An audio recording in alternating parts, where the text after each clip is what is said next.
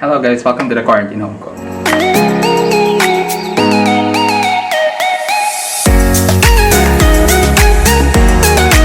Alright you guys, so today we're going to make a very easy pasta recipe. We're going to make a pesto pasta. Let's go!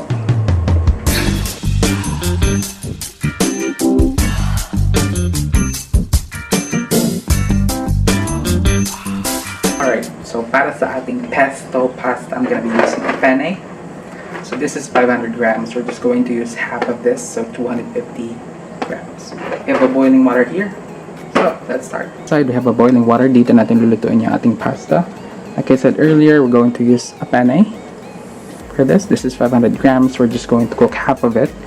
And then for this, we're just going to toast our nuts and some garlic na gagamitin natin sa ating pesto sauce. So, sa boiling water, let's add salt. And then to that, we're going to add half of our pasta penne. So, this is going to be 250 grams. Lagyan natin ng konting olive oil. Lagyan natin ng konting olive oil para hindi siya magdikit-dikit. Okay. Now we're going to boil our pasta for about 11 minutes. We're going to cook it al dente. Alright, dito sa kabila meron tayong mainit na pan.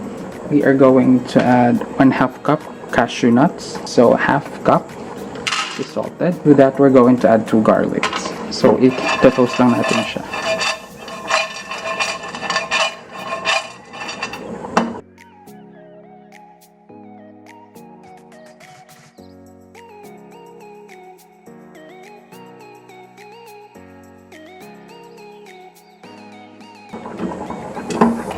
Okay, so medyo brown na tong ating cashew nuts. We'll set it aside.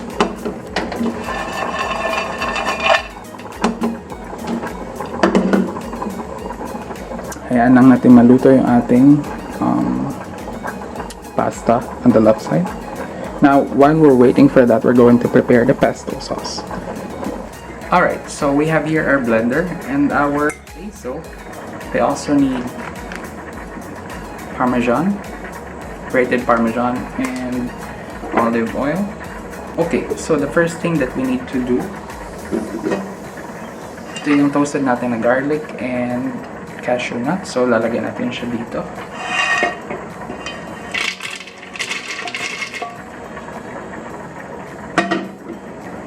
To that, I'm going to add half a cup ng grated Parmesan cheese.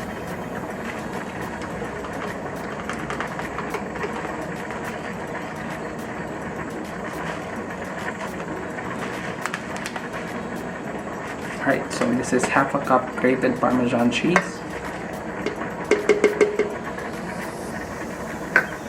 And then we're going to pulse it.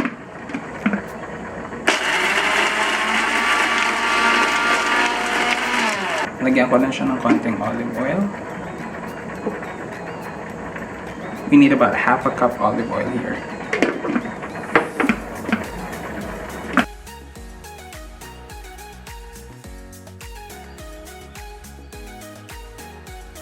Alright, so now we can add our basil. This is about 3 cups of basil.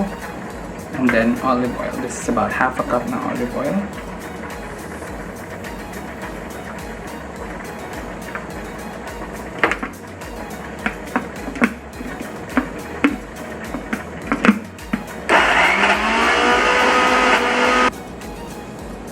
Alright, so ililipat ko siya sa chopper.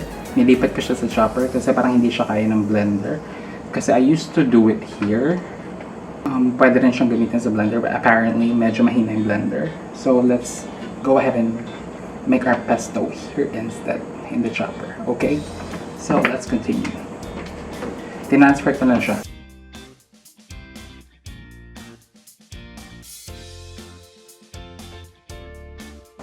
Okay, so let's just, ito na siya, tinransfer ko siya. Let's pause.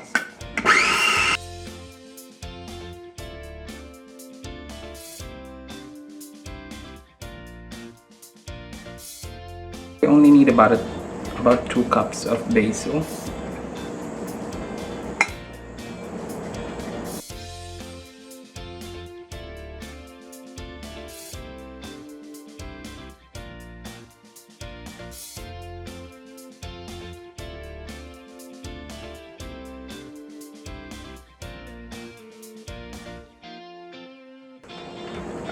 Alright, so this is it. This is our pesto.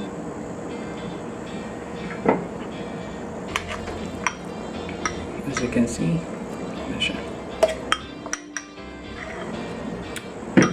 so let's set this aside.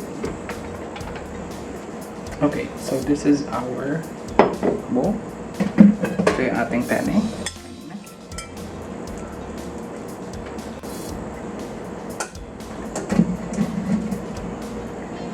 To that, we're going to add our butter.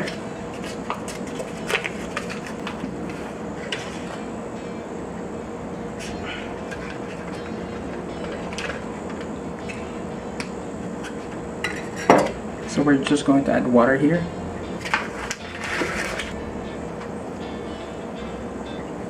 And our pesto.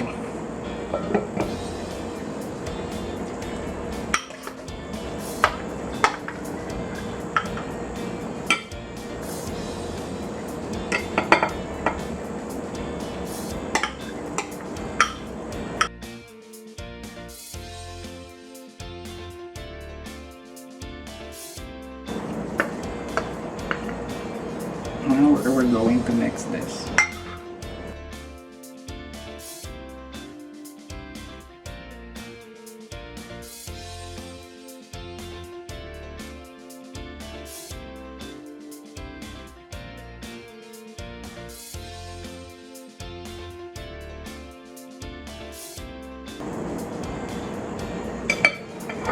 Alright, so here's our pesto. Hindi ko na siya nilagyan ng salt kasi medyo salty yung Parmesan. But if you would like to add salt, you can add in about 1/4 teaspoon of salt to season it. Depends on you. But for me, this is fine. That's why I didn't add salt. Kung medyo extra kayo, pwede nyo siyang lagyan ng meat, pwedeng scallops. For me, I'm going to add in prawns. I'm going to saute prawns to add in on top of the pesto. So let's go. So for me, I have my prawns here. I'm just going to saute this. I'm going to add in salt, pepper,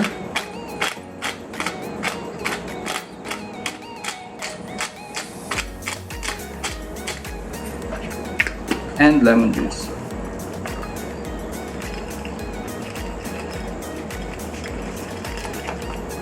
So susutay lang natin na mabilis yung ating prawns. Nalagyan ko lang siya ng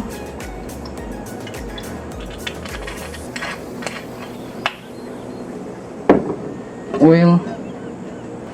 To that, I'm going to add 2 cloves of garlic. This is minced. Then the prawns.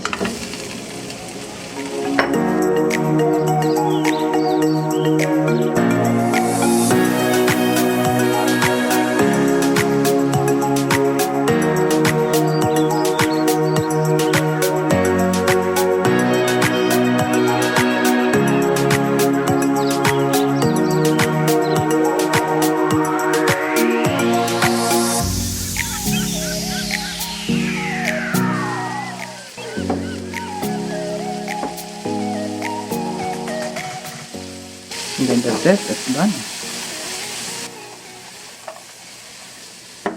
Done. Lagyan na natin siya sa ating pesto.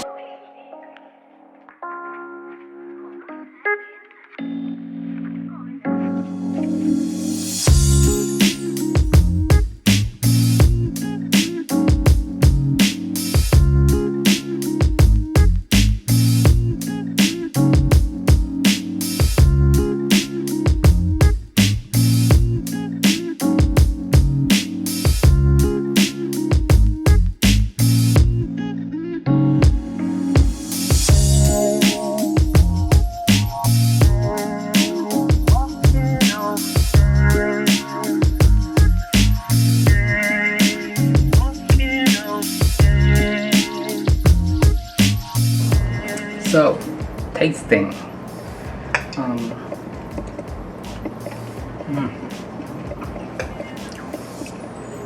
Itong pasta is mga pinaka-favorite ko na pasta. A couple of tips. One, so, kung gagamit kayo ng blender, make sure to use a heavy-duty blender. Huwag kayong gumaya sa akin. It's my first time using a blender for pesto. I normally use a food processor for this. Apparently it didn't work, so huwag kayong gumaya doon. Make sure to use a heavy-duty blender. And you can replace the cashew nuts with any nuts. Normally, pine nuts ang ginagamit dito. But We don't have that in the Philippines. It's hard to find in the Philippines. It's pandemic. So, we improvise. I use cashew nuts. Kung itatapon yung sauce ng pasta nyo, yung pinagpakuluan nyo ng pasta nyo, because you can use it for your pasta sauce. If you prefer a medyo soupy na pasta sauce, you can add in a bit. If you're going to notice, I didn't add salt. That's because yung Parmesan, it's already salty, and I don't like my pasta salty. But if you prefer it to be salty, you can add in about 1/4 teaspoon of salt. Number 5, lastly, we have a lot of fats in here. This pesto pasta has a lot of fats. It has oil, it has nuts, it has proteins, prawns. We use prawns. So if it's kind of fatty, so if you would like to control the fat, yung fatty na lasa ng pesto, you can drizzle it with lemon juice.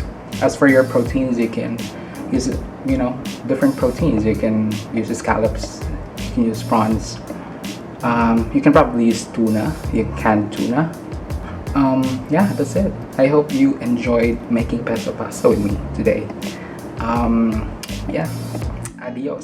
See you guys.